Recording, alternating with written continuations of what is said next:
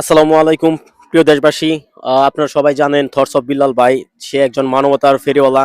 সে একজন অসহায় মানুষদের পাশে দাঁড়ায়, সবসময় কাজ করে থাকে।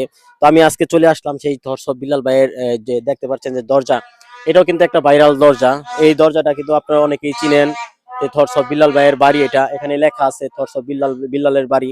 তো আপনারা সবাই জানেন এই দরজাটা আসলে থটস অফ বিল্লাল ভাইয়ের এইটা হচ্ছে বাড়ি।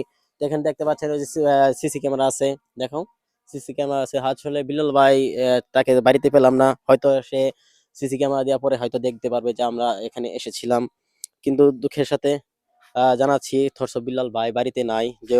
তাই এই দরজা ভাইরাল দরজা, এই দরজার সামনে আপনাদেরকে এই এটা তুলে ধরলাম যে আমি এসেছিলাম আমার প্রিয় ভাইয়ের সাথে, আমার প্রিয় অভিভাবকের সাথে, যাকে ফলো করে আমি ছন্দের ভিডিও বানিয়ে থাকি। আপনারা জানেন যে আমি ছন্দের ভিডিও করি, যেটা ওই ন্যায়ের কথা আমি ছন্দের মাধ্যমে তুলে ধরি। এটা বিল্লাল ভাইয়ের কাছ থেকে শেখা আমার।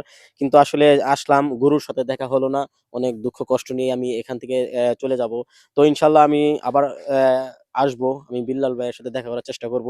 তো সবাই ভালো থাকবেন, সুস্থ থাকবেন।